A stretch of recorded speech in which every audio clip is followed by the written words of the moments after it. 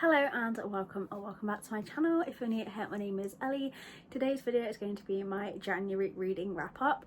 I actually can't remember the last time I did a reading wrap up on my channel. I think it was probably like the summertime at least, but this year I am determined to upload one for every month of 2026. So starting off for January, I read a total of 9 books, which I was really happy with because at the end of 2025 I was just really struggling to pick up books. So I think 9 is a very good number and a great start to the year. So the very first book of the year that I read has a very long title, and that was A Dark Lord's Guide to Dating and Other War Crimes by Tiffany Hunt. So this was an arc that I got through NetGalley and I gave this 5 stars. It was an amazing start to the reading year. So in this one we have the Dark Lord, and he has to find a wife to be able to complete this ritual to be able to save his kingdom. But he decides that, you know, he's a Dark Lord, so he is going to kidnap a bride, and this is our female main character. So obviously when she arrives, she is not happy that she has been taken. This isn't enemies to lovers, but as they start to work together, the feelings do slowly start to creep in. So the Dark Lord did not expect what he got with Arabella, who is our female main character. He was just expecting a very kind of plain wife that would just do whatever he said, just let him get on with it. But she does not like being told what to do. She does what she wants, and she really enjoyed putting him in his place, which was very fun to read. There was a lot of humour in the writing of this one. I think by the title you could be fooled that it's kind of a bit darker, but it was actually like a really light and funny read, and I just love that because a lot of romanticies have a lot of darker topics in them, but this one, it had like dark things in it, but it was a very light story. It was funny to read, and I just thought it was a very different romantasy to what you typically read from that genre. I had an e-arc and I will definitely be finding a physical copy to add to my shelves. There are more books coming in this series, which I will definitely be reading when they come out. I was obsessed with this book. My second read for January was Bury Our Bones in the Midnight Soil by V.E. Schwab. This was a book club pick, and everyone seemed to really love this. Not everyone had finished it by the time we had our meeting, but those of us that had finished it, I think everyone gave it 5 stars. There might have been 1 4-star, but yeah, everyone really loved this one. So in this we follow 3 women, and it is told over hundreds of years, and we have 3 different perspectives, and all of these women have been turned from humans into vampires, and we just kind of follow their stories over the years, and their stories interconnect as they meet. The newest vampire of this story is Alice. She was turned in 2019.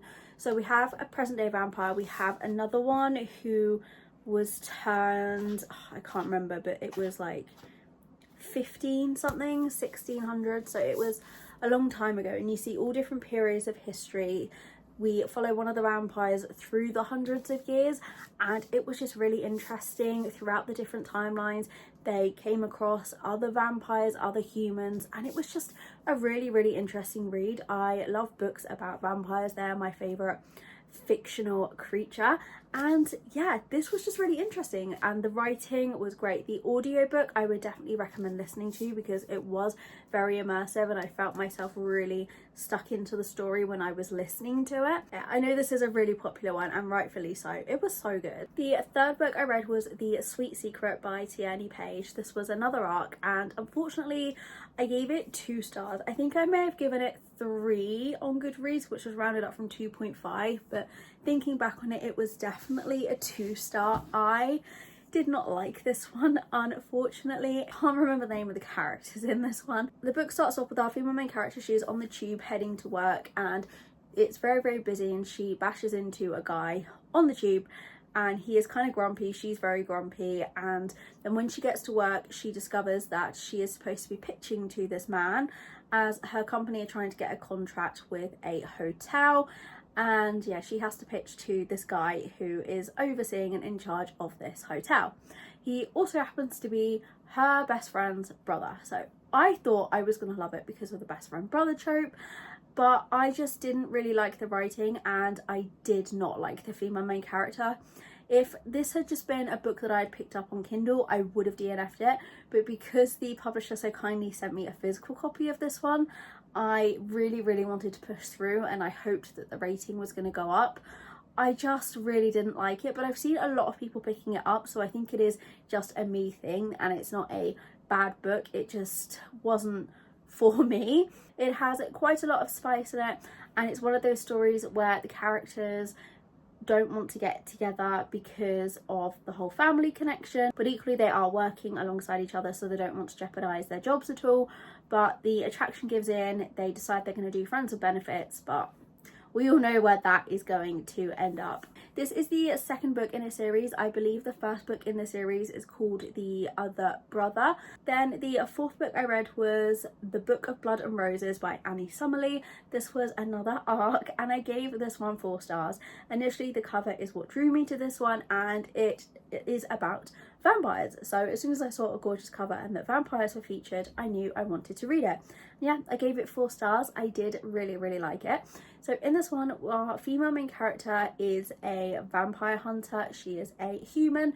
She is tasked to enroll at this university that is full of vampires, but for the first time they are opening it up to humans because they want to try and prove that humans and vampires can coincide. So she takes on a new identity, enrolls in this university to find the Book of Blood and Roses.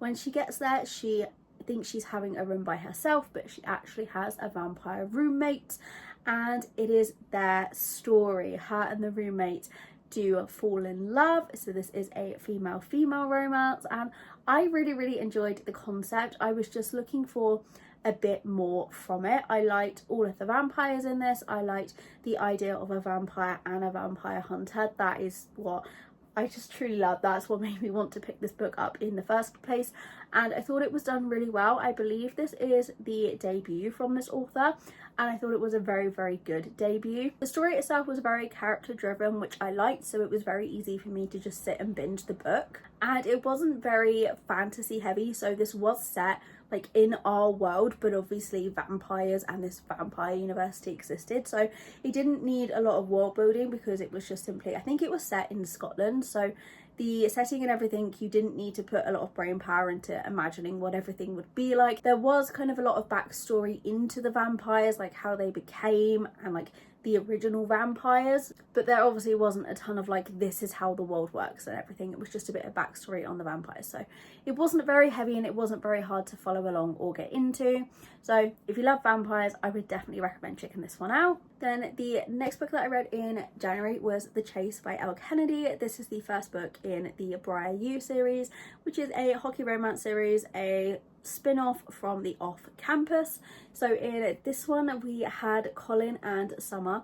Summer is the sister of Dean, who is featured in the Off Campus series.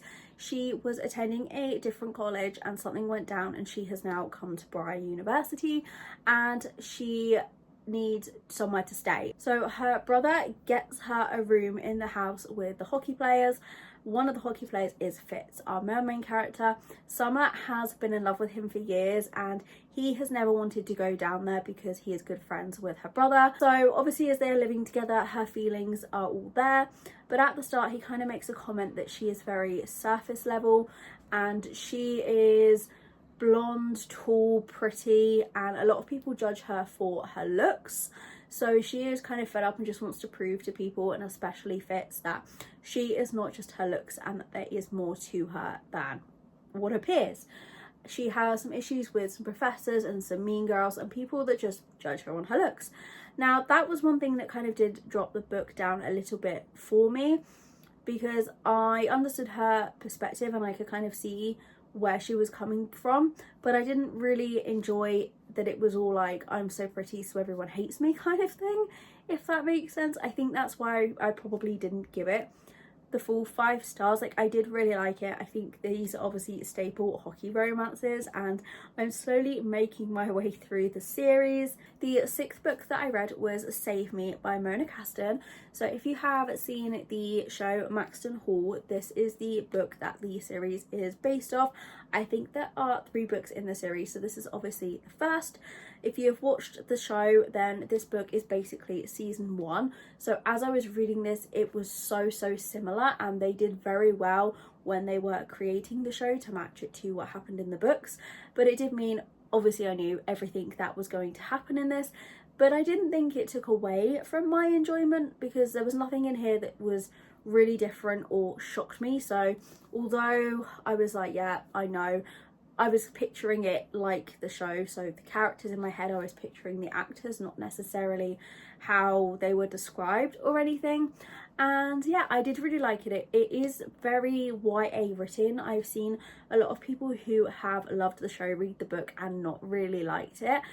And I don't know, I feel like if I'd read the book first, I probably still would have enjoyed it the same amount as I had from watching the show first. I gave it 4 stars. I think it would have been a 5 if I had read this when I was younger, because there is some spice, and this is like one chapter which is also in the show. So I don't know whether it would be classed as young adult, because I feel like young adult doesn't necessarily have spice in it, but the way it was written did feel very YA. So I can see why some people don't really like this, but if you have watched the show, I would 100% recommend picking this up. So book 7 and 8 I read together because they are a duet, and I did have a bind up copy of the two, but I did sell it on Vinted, if that tells you how I felt about this book. So I'm going to talk about them together because I read them bound together, but it is 2 separate books. So they are both by Harmony West. The first book is Her Saint and the second book is His Sinner. So it is a dark romance duology. They are about 230, I think one book's 230 pages and one's about 250 pages, so they're easily bingeable, but they are a dark college romance, but our characters are in their 30s, I believe. So our female main character is the teaching assistant, and our male main character is an author who has been really struggling with writing after someone left a very bad review on his book, and then he discovers this amazing 5-star review. So he decides to track down whoever wrote this to see if speaking to them will help him get his motivation for writing back. So the writer of this review, turns out she is our female main character, the teaching assistant. So when he found out that she's a teaching assistant, he wanted to enroll on her course so that he could get to know her, and she becomes his muse. And once he sits in on her class, he discovers that he is her favourite author, but he does keep that a secret from her, so she does not know. And she thinks he is just someone in her class before she pieces it all together. But as soon as he sees her, he is like, she is mine.